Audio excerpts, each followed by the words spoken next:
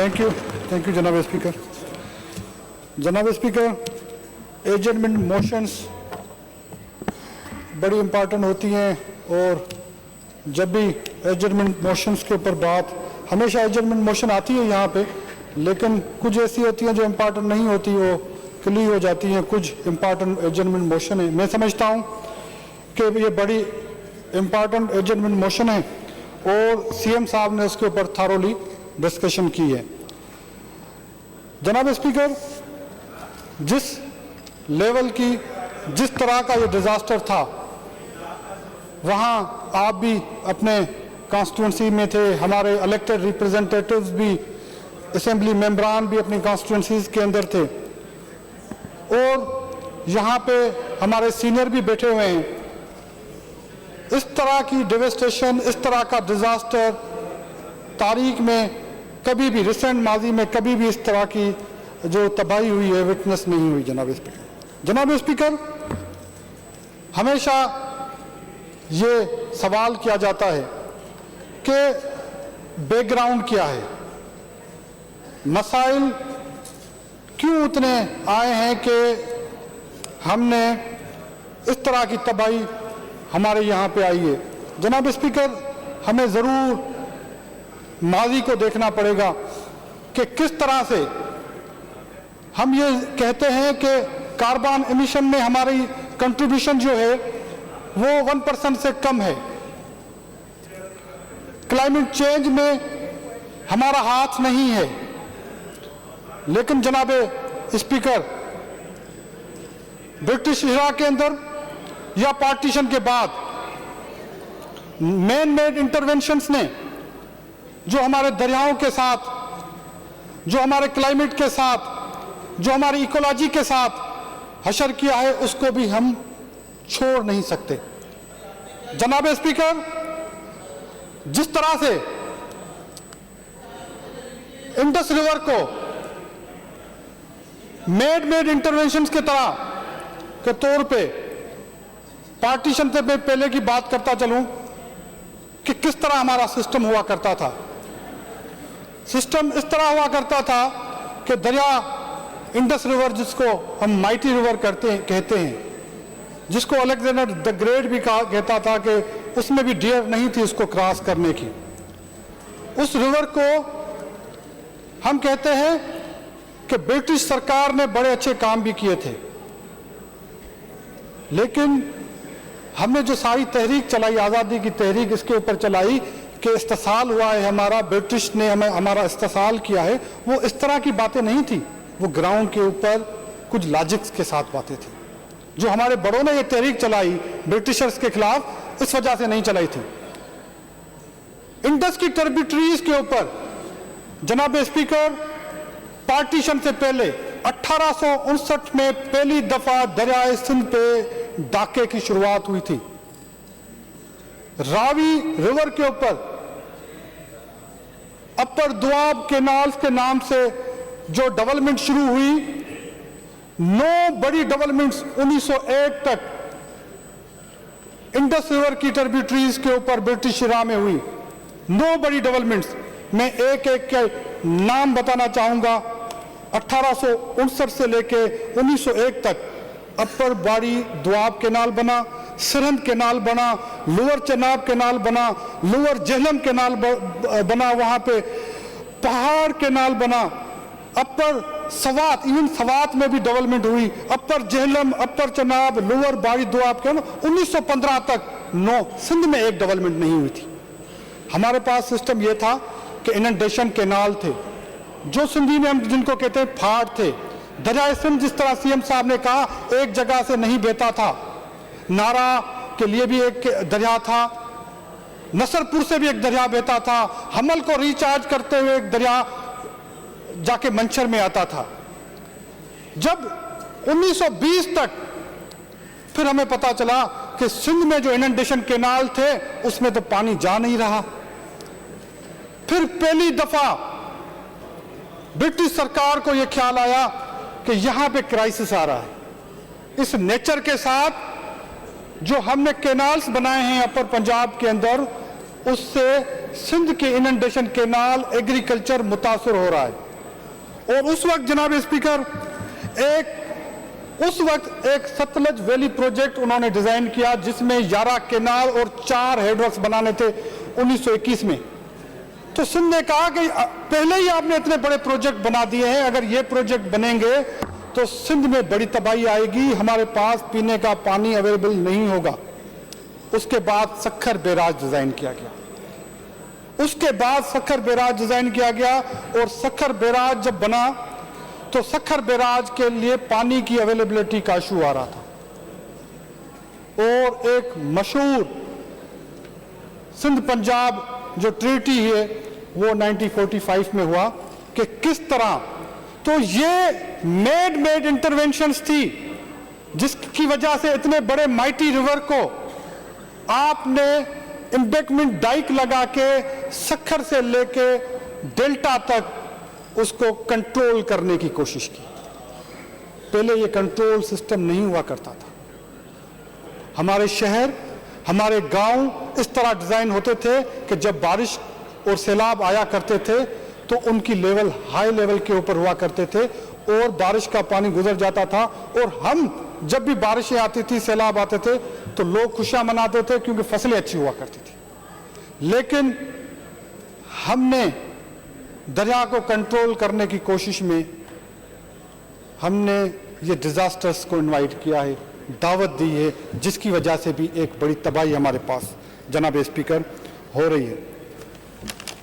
जनाब speaker, flood history में अब साईं कैम अली शाह साहब से बात कर रहा था। हमारे पास 1956 में भी हमारे पास फ्लड आया है, 1973, 1976 में भी हमारे पास फ्लड्स आए हैं, रिवराइन फ्लड्स जो जिनको हमें दरियाई सिंध का फ्लड कहते हैं, वो फ्लड्स हमारे पास आए हैं।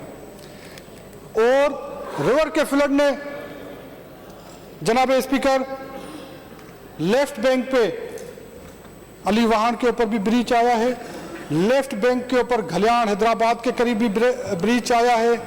जनाब स्पीकर, ठट्टा और सिजावल के अंदर भी ब्रीचेस रिवर की वजह से आए हैं। जनाब स्पीकर, फ्लड की तारीख आप देखेंगे तो उस तारीख के अंदर 2022 जैसा क्वांटम फ्लड का जितना वॉल्यूम था, इस लेवल का वॉल्यूम कभी भी किसी फ्लड में नहीं आया। हम कहते हैं कि 2010 को जिसका सुपर फ्लड कहते हैं, जब टोरी से दरियाए सिंध के अंदर ब्रीच आया था, उस वक्त राइट साइड पे 4.9 MF, जिसको हम इरिगेशन के लैंग्वेज में मिलियन एकड़ फीट कहते हैं, वो पानी आया था टोरी से टूट के। दरियाए सिंध बह रहा था कंबर शहदाद कोट से लेके मंचर तक। उस वक्त 4.9 MF पानी उस दरियाए सिंध से बह के मंचर के थ्रू वो डिस्चार्ज हुआ था दरियाए सिंध के अंदर 2022 के फ्लड में। जनाब स्पीकर, 25 अगस्त को मैं कंबर शहदाद कोट में था। 25 अगस्त को शाम तक इंडस दादू और लाड़काना का जो मेन रोड था वो डिस्कनेक्ट हो चुका था बारिश के। अभी FP बंद नहीं टूटा था। FP बंद 25 की शाम को देर से टूटता है फरीदाबाद के मकाम से, मगर 25 तक जो CM साहब बोल रहे थे, जो बता रहे थे, जो आखिरी स्पेल हमारे पास आया 17 अगस्त से 25 अगस्त तक। जनाब स्पीकर, ये वो बारिश थी जो राइट बैंक के ऊपर ऑलरेडी FP बंद के टूटने से पहले पड़ चुकी थी। जनाब स्पीकर, बलूचिस्तान से जो फिगर आए हैं, बलूचिस्तान की सिर्फ मैं ज्यादा रिवर्स की बात नहीं करूंगा, 4 रिवर्स की बात करूंगा जनाब स्पीकर। नाड़ी रिवर, लहरी रिवर, मुल्ला रिवर और बुलान रिवर, बलूचिस्तान की बहुत सारी रिवर्स हैं जिनका सीधा पानी हमारे पास FP बंद के ऊपर जनाब स्पीकर आता है। कभी भी हिस्टोरिकली मुल्ला रिवर जो 60 किलोमीटर की रिवर है, जिसका पानी पहली दफा फर्स्ट में हमारे पास पहुंचता है FP बंद के ऊपर, 70 किलोमीटर के अंदर उसकी लेंथ होगी। जनाब स्पीकर, बलूचिस्तान में कमांड एरिया कोई भी नहीं है। टेक्निकल पॉइंट्स आपको बता रहे हैं, अगर if you don't want to listen I will tell him to sit down. अगर आप टेक्निकल पॉइंट्स आपको समझ में नहीं आएंगी, क्योंकि रिवर की मूवमेंट टेक्निकल होती है और डिपेंड होता है कि मिनिस्टर साहब उसको कैसे ले जाएं। जी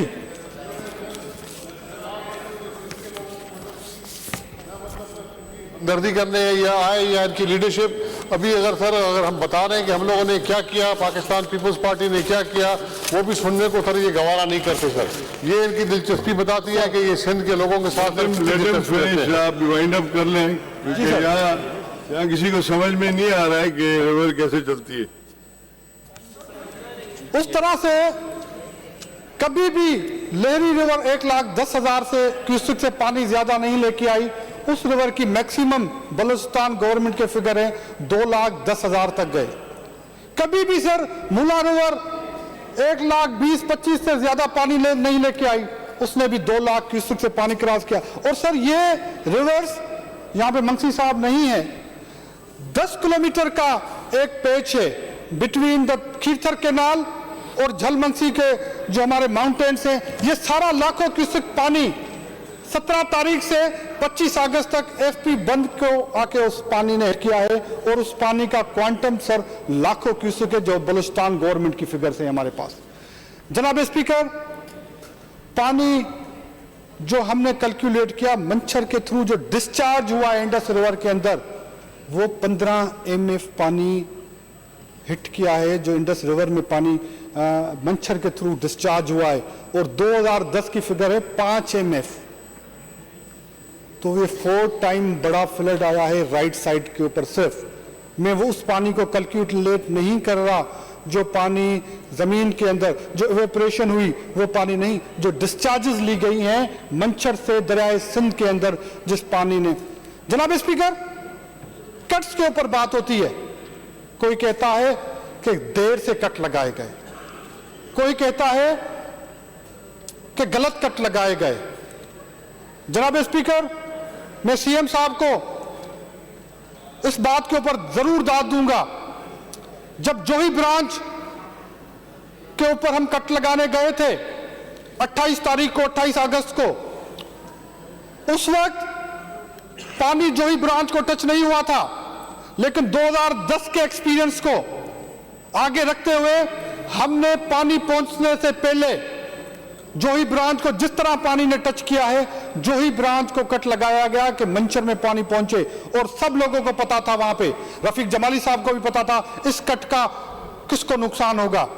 लेकिन पाकिस्तान पीपल्स पार्टी के इलेक्टेड रिप्रेजेंटेटिव्स ने यह बात बर्दाश्त की, और जोही ब्रांच को कट लगने के बाद पानी मंचर में आया।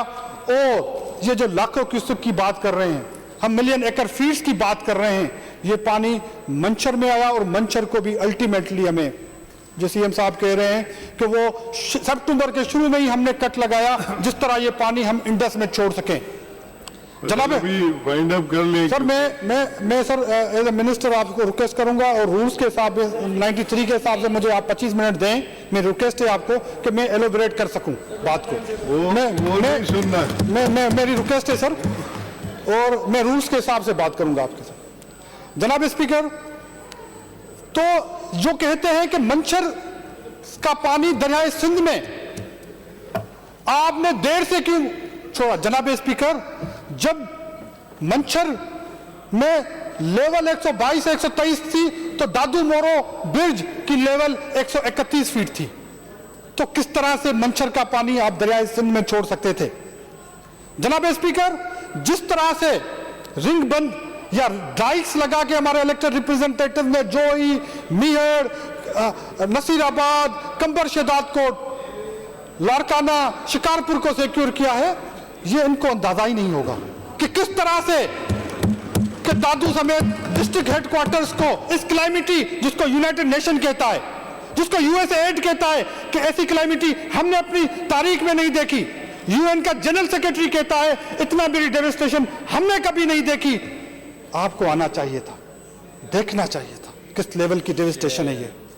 जनाब स्पीकर, उसको पाकिस्तान पीपल्स पार्टी के इलेक्टेड रिप्रेजेंटेटिव ने फेस किया, लोगों के साथ खड़े रहे, कोशिश की गई। जिस डेविस्टेशन की हम बात कर रहे हैं सर, कहते हैं कि अंग्रेज सरकार जब सक्खर बैराज बना उसका ड्रेनेज नहीं बनाया गया था, ड्रेनेज सक्खर बैराज का नहीं था उस वक्त। जनाब स्पीकर, हमारे पास 1,20,00,000 एकड़ कमांड एरिया है, सिर्फ 50 लाख से 60 लाख एकड़ के करीब ड्रेनेज नेटवर्क है। सर, ड्रेनेज नेटवर्क का मकसद यह नहीं है कि बारिश और डिजास्टर 14 MF पानी लेके वो ड्रेनेज नेटवर्क होता है जमीनों को अलाइव रखने के लिए, जमीनों को फर्टाइल रखने के लिए, जिस तरह से जमीनें सेलाइन ना हो, वाटर टेबल ऊपर ना हो। जनाब स्पीकर, 80 के दौरान हमें ख्याल आया कि एक ड्रेनेज नेटवर्क होना चाहिए। जो हमारे ये दोस्त कहते हैं नेचुरल वाटरवेज बंद हैं, खुदारा बात करने से पहले देख लें, वो इलेक्टेड रिप्रेजेंटेटिव जो ये बात करते हैं कि नेचुरल वाटरवेज बंद है, वो जाके थोड़ा सा पढ़ लें। ये जनाब स्पीकर इनंडेशन कैनाल थे, ये फाड़ थे जिनसे दरियाई सिंध में जब डाइक्स नहीं थे ये हमारी जमीनें आबाद करते थे, जिनको हम सिंधी में नार बोलते हैं, व्हील, वाटर व्हील बोलते हैं, उनके थ्रू हम जमीनें आबाद करते थे। जब 1932 में सक्खर बैराज बना, हमने दरियाए सिंध को बंद लगाए, फिर वो जो वाटरवेज थे हम भूल गए, हमने छोड़ दिया।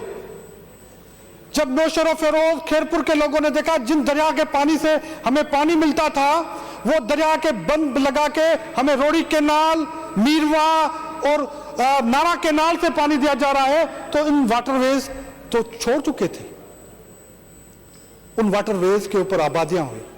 रोड़ी कैनाल इटसेल्फ अंग्रेज ने बनाया, वो वाटरवेज के ऊपर बना हुआ है। साईं बैठे हुए मीरवा बना हुआ है, वो वाटरवेज के ऊपर बना हुआ है, जो इनंडेशन कैनाल थे जो जमीनों को आबाद करते थे। हमें यह बताया गया कि अब आपको दरिया से डायरेक्ट पानी नहीं मिलेगा, आपको रोड़ी कैनाल से पानी मिलेगा, आपको नारा से पानी मिलेगा, आपका वाटर कोर्स नंबर यह है, आपको नेचुरल नहीं होगा, आपकी एलोकेशन यह है, आपको इतना क्यूसेक पानी मिलेगा। तब ये वाटरवेज हुआ करते थे जब ये पानी हम लेते थे, और नेचुरली वही वाटरवेज जब बारिशें होती थी, सैलाब होते थे, पानी समंदर को लेकर चले जाते थे। तो 1980 में हमें ख्याल आया कि हम एलबीओडी बनाएं, एलबीओडी बनाएं, और वो जो बचे कुचे वाटरवेज थे अरबाब साहब के एरिया में, मीरपुर खास में, सांगर में जो बचे कुचे, हाकड़ो साईं सरदार अली शाह के एरिया में, उन वाटरवेज के ऊपर जिया के दौर में एलबीओडी बनाया गया, ये सोचे बगैर कि इसके नताइज क्या होंगे। और सर उसमें मजे वाली बात है कि एलोकेशन क्या रखी गई। सर एलबीओडी में यह अंदाजा रखा गया कि 140 mm बारिश होगी, मिलीमीटर बारिश होगी, और 5 दिन में होगी, माना 30 मिलीमीटर रोज बारिश होगी, तो यह कैटर कर पाएगा। 4,600 क्यूसेक उसकी रखी गई। सर 1 MF जो हम कहते हैं ना 15 MF बारिश का क्वांटम कितना है? मैं इंजीनियर नहीं हूं मगर कोशिश करता हूं समझाने की। सर सीएम साहब ने भी बताया कि पूरा मंगला डैम 6 MF का है, तरबेला 6-7 MF का है, दोनों को मिला लें। अगर इसको क्यूसिक्स में करूं, मैं गलत होता हूं, सीएम साहब हमेशा मुझे बोलते हैं आप ये क्यूसिक और MF को मिक्स न करें, लेकिन सर अगर 50,000 क्यूसिक पानी 10 दिन तक अगर किसी नहर से चले और 10 दिन तक चले तो वो 1 MF बनता है। जो मैं समझाऊं, हो सके मैं गलत हूं, सीएम साहब कहते हैं आप गलत हैं, लेकिन 5 लाख क्यूसिक अब सही है। तो सर अब आप अंदाजा करें 15 MF बारिश का पानी आपको राइट साइड से सिर्फ मंशर से निकला है, तो 4,600 क्यूसेक लेफ्ट बैंक के ऊपर। अच्छा, लेफ्ट बैंक के ऊपर मीरपुर खास में एलबीओडी का नेटवर्क है, सांगड़ में सर खिपरो में 0 एलबीओडी का नेटवर्क है, टंडो आदम में 0 एलबीओडी का नेटवर्क है। आप चले आए, पार्शली नेटवर्क आपके पास अवेलेबल है सांगड़ में, उमरकोट में नेटवर्क हमारे पास एलबीओडी का नहीं है, ड्रेनेज का नेटवर्क। हमारे पास नेचुरल नेटवर्क हुआ करता था जो पानी लेके हाकरों के थ्रू हम बोदलो फार्म से साईं बैठा हुआ है, पानी हम कनेक्ट करते थे और पानी ये जाके समंदर में गिरता था। सर सबसे रिच रीजन हमारा, मैं जब बात करता हूं कि कुछ दोस्तों को बहुत बुरा लगता है, सबसे रिच रीजन राव साहब भी बैठे हुए हैं, पाकिस्तान इंडिया का सब कॉन्टिनेंट से पार्टीशन से पहले बदीन, ठट्टा और सजावल था। 35 पोर्ट्स थे यहां पे। पार्टीशन से पहले जो खिलवाड़ हुआ, जो कैनाल्स बनाए गए, उस कैनाल्स ने हमें नुकसान दिया। बाद में क्या हुआ? बाद में जब हमारी सूबाई हैसियत खत्म की गई 54 में, सिंध के लोगों ने 1 यूनिट के खिलाफ जब तहरीक चलाई 1960 में, सर 3 ईस्टर्न रिवर्स, जो क्लाइमेट चेंज बोलते हैं ना, क्लाइमेट चेंज, दुनिया की तारीख में यह कभी नहीं हुआ कि एक बेसन का पानी लेके आप दूसरे बेसन में चले गए हो। 3 ईस्टर्न रिवर्स लोअर रिपेरियन की मर्जी के सवा इंडिया को दे दी गई, सतलज, रावी और ब्यास। और सतलज और रावी और ब्यास पे उस वक्त इंडिया की टोटल कंजप्शन 4 MF से कम थी सर, और उनमें जो पानी की अवेलेबिलिटी थी 32 MF थी। ये पानी आता था, यहां पे जंगलात हुआ करते थे, यहां पे इकोलॉजी हुआ करती थी, यहां पे हमारे जो डेल्टा का रीजन था, रिच रीजन था, क्लाइमेट को हमने भी तबाह किया है। सिंध की मर्जी के सवा इतने बड़े दरिया की ट्रिब्यूटरीज आप काट के दे देंगे, उसके भी कुछ इफेक्ट्स होंगे। जब ये कहते हैं कि दरिया के अंदर किसी में हिम्मत नहीं हुआ करती थी कि जाके कोई खेती बाड़ी करे, क्योंकि हर साल इतना पानी आता था कि कोई दरिया के अंदर सोच भी नहीं सकता कि मैं हल चला सकूंगा। जनाब स्पीकर, उन 3 ईस्टर्न रिवर्स का भी इस दरिया के ऊपर इंपैक्ट है। जनाब स्पीकर, जब दरिया सिंध में 2 लिंक कैनाल डाले गए, दरिया सिंध के पानी के ऊपर डाका डाला गया, उसके भी ये इंपैक्ट है। उसने भी हमारे क्लाइमेट को तबाह और बर्बाद किया है।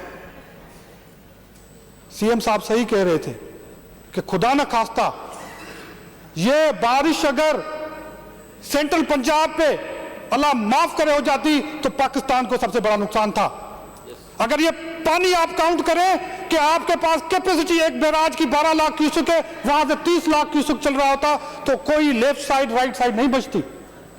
ये सोचने की बात है। ये आज बारिश सिंध की आई है, बलूचिस्तान के ऊपर बारिश हुई है, अल्लाह माफ करे ये किसी अपर के ना हो तो उसमें सारे पाकिस्तान का नुकसान होगा।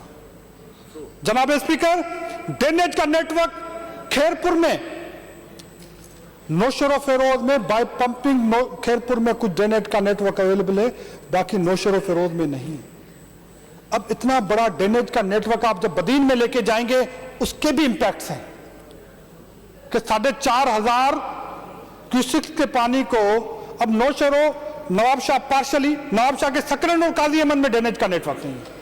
अब इतना बड़ा पानी आप बदीन और कलोई और मीरपुर खास में दाखिल करेंगे तो वहां की भी रिजर्वेशन है। वो भी लोग कहते हैं कि सारे पाकिस्तान, सारे सिंध का सेलाइन वाटर क्या आप एक जगह पे डंप करेंगे? इसके ऊपर भी स्टडीज और देखने की जरूरत हमें पड़ेगी। जनाब स्पीकर, 80 के दौरान ये पार्शली ड्रेनेज का सिस्टम बनाया गया। आज तक हम इस कोशिश के अंदर हैं किस तरह इस ड्रेनेज नेटवर्क को ठीक करें, किस तरह हमारे नेचुरल वाटरवेज जो थे, जो पानी लेके शकूर लेक के अंदर जाते थे और जो हमारा सिस्टम बेहतर चल रहा था, उसको जिस तरह मैन मेड इंटरवेंशंस ने तबाह और बर्बाद किया, किस तरह से इसको ठीक करें।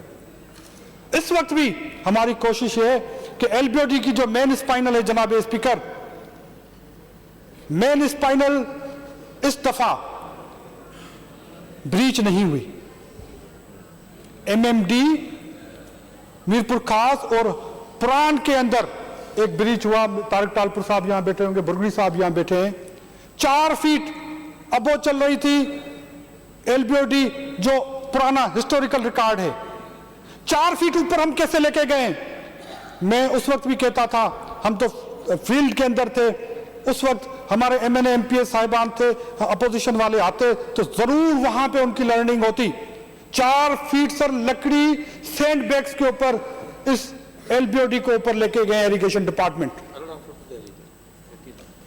18 फुट के ऊपर एलबीओडी चल रही थी। अब वो जो उसकी ओरिजिनल थी 4600 की जगह पे 15 से 20,000 क्यूसेक पानी लेके समंदर में जा रहे थे। दिन रात हमारे elected representatives, party, irrigation department थे। इस वजह से मेन स्पाइनल में ब्रीच नहीं आया। जनाब स्पीकर, दरियाए सिंध में हाई फ्लड था, रिवर राइन भी फ्लड था, रेन फ्लड भी था। उसमें कोशिश ये की गई कि ब्रीच, और अल्लाह ने करम किया कि रिवर साइड पे हमें कोई ब्रीच नहीं आया। जनाब स्पीकर, अब मसाइल मैंने आपको बताए। हमारी मैन मेड इंटरवेंशन, पार्टीशन से पहले हमारी गलतियां, पार्टीशन के बाद हमने जो इस दरिया के साथ अशर किया है, आरबीओडी 1 और 3 जिसको एमएनवी भी कहते हैं सर उसकी स्टिल अभी तक वापडा के पास है, अभी तक वो वापडा के पास है। उसकी कैपेसिटी 3,500 क्यूसेक है। अगर बलूचिस्तान वाले कहते हैं कि लाखों क्यूसेक पानी सिंध में एंटर हुआ है, तो 3,500 कैपेसिटी की वो। अच्छा सर, एमएनवी से पहले क्या होता था? टोरी के राइट साइड से नारा राइट साइड पे भी हुआ करता था, जो आपकी साइड पे लेफ्ट पे है वो राइट पे भी हुआ करता था। हमल को रिचार्ज जब करके हो जाता, उसको हमने बंद करके एमएनवी का नाम दिया, आरबीओडी 1 और 3 का नाम देके सेलाइन वाटर हम मंचर में लेके आते हैं। और वो सेलाइन वाटर मंचर को, हमल को, यहां के पूरे एनवायरनमेंट को तबाह करता है। और उस पानी से होता क्या है कि ये पानी जब सेवन के मकाम से दरियाए सिंध में दाखिल होता है, तो हैदराबाद के पीने का पानी, कराची के पीने का पानी, सिजावल ठट्टा के पीने का पानी। 2005-6 में मोहम्मद हुसैन साहब मेरे ख्याल मिनिस्टर थे, उस वक्त हैदराबाद में इस पानी की वजह से बड़ी ट्रेजेडी आई थी, जिसकी वजह से 70 से 80 अमवात हुई थी। उसकी वजह से कोर्ट का डिसीजन आया था कि मंचर का पानी आप तब छोड़ेंगे जब 1/3 इसमें पानी अवेलेबल होगा। आप सक्खर से मीठा पानी छोड़ेंगे तब आप मंचर का पानी छोड़ेंगे। सर, अब कहते हैं कि वे फॉरवर्ड क्या है? सर, आरबीओडी 2 कि ये पानी, हम एक जनरल साहब आए थे, जनरल मुशर्रफ ने कहा कि ये पानी समंदर में लेके चले जाए। सर, 7 से लेके ठट्टा तक आरबीओडी 2 80% दरिया के बेड के अंदर बनी हुई है। माइटी रिवर इंडस जो 2010 में 14 लाख क्यूसेक पानी लेके आई, उसके बेड के अंदर से आरबीओडी 2 बनाने की कोशिश की। 2010 के फ्लड आया, दरिया ने बताया कि भाई इसके अंदर कोई भी घुस नहीं सकता, और वो तबाह और बर्बाद हुई। अब मंचर को तो हमने तबाह और बर्बाद किया। एक तरफ आपके पहाड़ है, उसके साथ अगर कोई 7 अपोजिशन से दोस्त गए होंगे यकीनन, आप देखेंगे 7 के मकाम पे एक तरफ पहाड़ है, एक तरफ दरियाए सिंध है, दोनों इकट्ठे बह रहे हैं। इस तरफ पहाड़, बीच में रोड का रास्ता है। अंग्रेज ने जब रेलवे ट्रैक बिछाया था, आमरी के नजदीक पहुंचे तो वो पहाड़ के ऊपर चला गया था। दरिया के सिंध के अंदर उसने भी छेड़छाड़ नहीं की। अब ये पानी एक बहुत बड़ा चैलेंज है हमारे लिए कि किस तरह मंचर तबाह हो जाता है, मंचर गहरी। तो इसके ऊपर भी हमने इस वक्त कंसल्टेंट मुकर्रर किए हैं, देख रहे हैं कि किस तरह से। कुछ दोस्त कहते हैं, बड़े एक्सपर्ट के राय देते हैं कि सर क्यों नहीं आप एक नहर निकालते, बलूचिस्तान का पानी दरिया सिंध में लेके चले जाते हैं। सीएम साहब ने आपको 10 हिस्टोरिकल व्हीकल बताए जो इंडस रिवर से पानी देते थे। लाड़काना आपके पास, हमारा पास एक पानी का रास्ता था, दादू का था, वहाड़ का, ये सारे रास्ते पानी इस तरह देते थे। दोस्त कहते नहीं आप एक उल्टा रास्ता बनाए जो बलूचिस्तान का पानी लेके इंडस में चला जाए। जनाब स्पीकर, एक बहुत बड़ा चैलेंज है हमारी एग्रीकल्चर की इकोनॉमी। हमारी पूरी इकोनॉमी एग्रीकल्चर के ऊपर है। हमारा पानी के इश्यूज, कभी सर कहते हैं टेल डूबता है और कभी सूखते हैं। किसी ने कहा इस वक्त जब 2010 की बारिशें फ्लड आया तो किसी ने कहा कालाबाग डैम बना दें। देखिए ये पानी जाया हो रहा है। अभी भी कहते हैं सर देखें ये स्टोरेज होते तो सिंध नहीं डूबता। बारिश कंपर शहदादकोट में हुई है और डैम बनाने जा रहे हैं आप कालाबाग के ऊपर। क्या वो आप पानी को किसी ट्रेन में ट्रांसपोर्ट करके वहां पे लेके जाते? किस तरह से ये मुमकिन है? जब भी सिंध को कोई तकलीफ होती है, इस दफा भी सर ग्रेटर थल कैनाल की बात हुई कि सर आपके पास पानी है आप ग्रेटर थल कैनाल बना दें। सर इसी असेंबली ने हमने कहा कि हमेशा हिस्टोरिकल रिकॉर्ड 20 साल का ये कि हम सूखते रहते हैं। अब सिंध के एक कोने में, बलूचिस्तान के एक कोने में बारिश हुई है, आप कहते हैं कि इसके ऊपर आप डैम बनाएं और कन्वर्ट कर दें। जनाब स्पीकर, मैं आपके चेहरे से पढ़ रहा हूं, आप चाह रहे हैं वाइंड अप कर लें मुझे सर मुझे तो थोड़ा कंक्लूड करने से सर बहुत सारी बातें हैं जो मैं बताना चाहता हूं। मैं बहुत सारी बातें हैं सर। जनाब स्पीकर, मैं आपको ये समझाने की कोशिश कर रहा हूं कि इस तरह के हालात हैं जिसको हमें फेस करना पड़ा है। पता है तो फिर बात कीजिएगा यकीनन। जनाब स्पीकर, अब शाखों के नाम बता दो वाली। अब भाई को पूछते हैं वाटर कोर्स क्या होता है, कमांड एरिया क्या होता है, नहीं पता होगा, डायरेक्ट आउटलेट नहीं पता होगा, और आप जाके सीख लें। जनाब स्पीकर, अब हमें आपको, मैं उनको कहता हूं जैसा सीएम साहब ने बताया, हेल्दी डिस्कशन करें और सीखें और बात जरूर करें, हमें बताएं, हमारी गलतियां बताएं। जनाब स्पीकर, अब इसका हल क्या होना चाहिए? हमें किस तरह डेल्टा को भी बचाना है, बदीन को भी बचाना है, खैरपुर और नौशेरो फेरोज को एलबीओडी से कनेक्ट करना है अगर कंटूर अलाउ करते हैं, अगर हमें उनको स्केप्स के थ्रू, हमने ये प्लानिंग कर रहे हैं कि क्या खैरपुर और नौशेरो फेरोज को कंडियारो स्केप के थ्रू हम इंडस रिवर में लेके जाएं। अगर हमें कंसल्टेंट्स अलाउ करेंगे, हमें एक्सपर्ट्स अलाउ करेंगे तो हम खैरपुर को कनेक्ट इंशाल्लाह ताला करेंगे, नौशेरो फेरोज को कनेक्ट करेंगे। जिस तरह ये पानी बारिश अगर खैरपुर के ऊपर होती है, नौशेरो के ऊपर होती है, तो ये दरिया सिंध के अंदर पानी जाए। अगर नवाबशाह, काजी अहमद और वहां पे भी हमारे पास एक स्केप है जो पानी दरिया सिंध में लेके जाता है सकरन के वहां से, तो हमारी कोशिश है कि इस तरह का नेटवर्क हो, इस तरह का सिस्टम बनाए। अच्छा, ये कहते हैं कि सिस्टम आप बनाए, क्या आप दरिया सिंध जितना दूसरा पैरेलल दरिया बनाएंगे जो ड्रेनेज का और स्टॉर्म वाटर ड्रेन लेके जाए? सर बड़ा सोच समझ, इतने बड़ी डिजास्टर के लिए आप कहते हैं कि एक सिस्टम लगा दे जो पानी लेके एकदम से चला जाए। क्या आप दरिया सिंध एक पैरेलल बनाना चाहते हैं? सर इनको ये पता नहीं है कि दरिया सिंध हमारी जमीनों से ऊपर बहता है, हमारी जमीनें नीचे हैं और दरिया सिंध हमारे जमीनों से ऊपर बहता है, जिसकी वजह से वाटर लॉगिंग का भी प्रॉब्लम हुआ है। बस वो वाइंड अप कर रहे हैं जी। जनाब इनके समझ में नहीं आ रहा है तो आप मेरे ख्याल खत्म हो। नहीं सर, मुझे सिंध के, हम मुझे ये समझे नहीं समझे, हमें सिंध के लोगों को बताना है, हमें सिंध के लोगों को बताना है।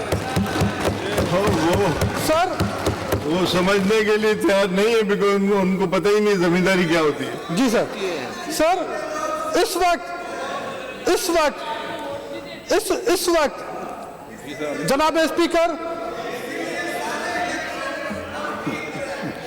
जनाब स्पीकर, मैं आपको, सीएम साहब ने मुझे बोला है कि डिटेल में बताएं, मैं डिटेल में तो नहीं बताऊं, डिटेल में बताते तो 2 दिन मुझे लगेंगे।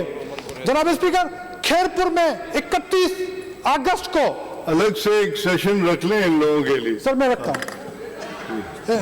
1 लाख, जब सर हम डूब रहे थे तभी नहीं आए तो अब क्या आएंगे सर? 1,41,000 एकड़, 1,41,000 एकड़ के ऊपर पानी था 31 अगस्त को खैरपुर के अंदर, और आज खैरपुर के अंदर थ्रू पंपिंग निकला है पानी, कोई बायोग्रेविटी का सिस्टम ना, थ्रू पंपिंग।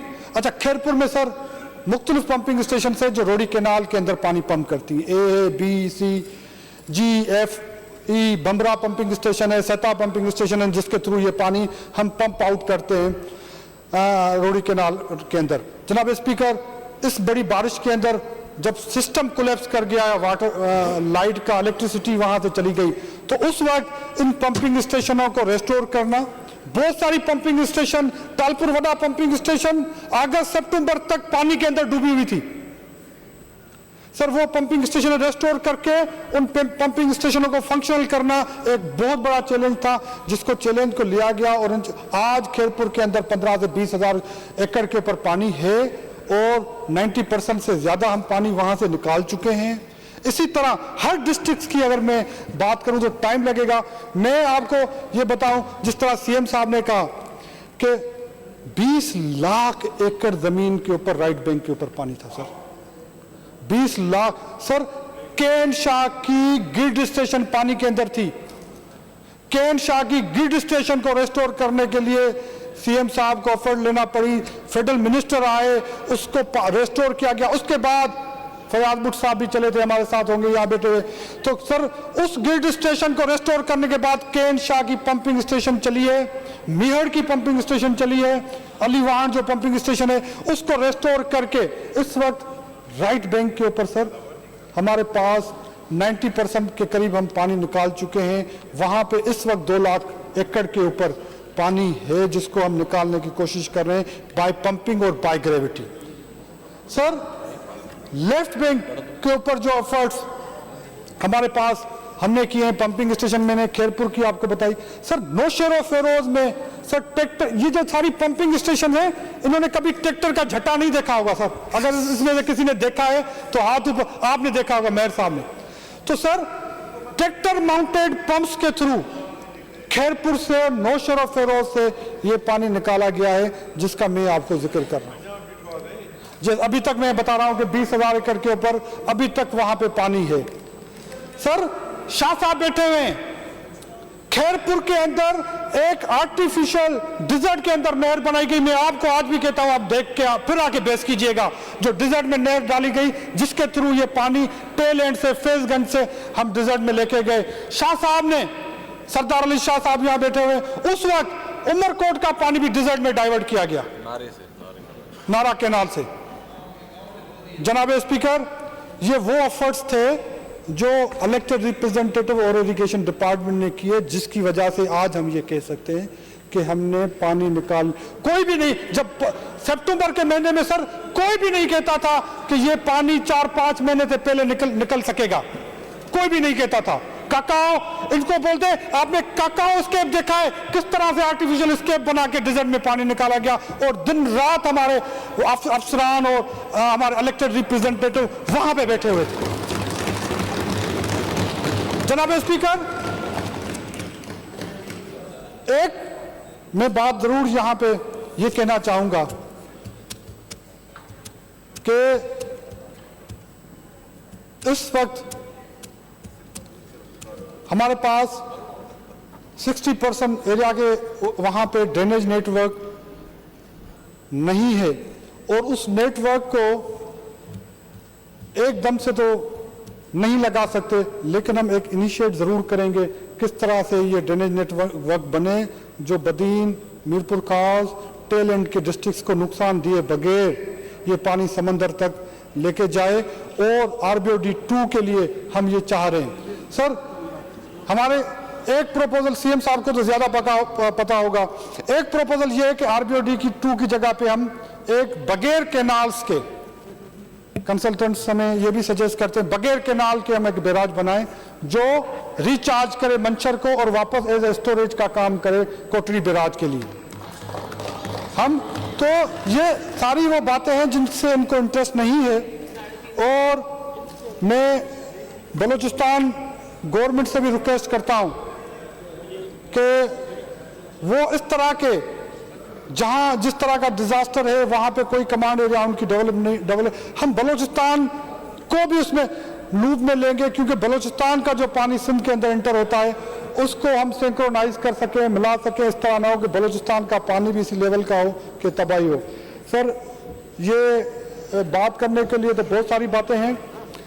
एफर्ट्स जो इरिगेशन डिपार्टमेंट ने जो वहाँ पे किए, मैं आपको बता रहा हूँ, आप बार बार मेरी तरफ देख के शिकायती अंदाज में कह रहे हैं कि आप बैठ जाएं। वहाँ से वो उनके समझ में नहीं आ रहा है, तो मैं कह रहा हूँ अलग से टाइम उनको दे दें ताकि आप उनको ब्रीफ कर सकें। जी महावरी चेंबर में इतनी जगह कौन है नरुआ? तो मैं बिल्कुल मैं दे दूंगा सर, भले भले इन बातों से जरा सीख लें, और मैं आपको रिक्वेस्ट करूंगा Thank you. अगर कोई बात होगी तो मैं दोबारा जरूर मेहरबानी। Thank you thank you thank you.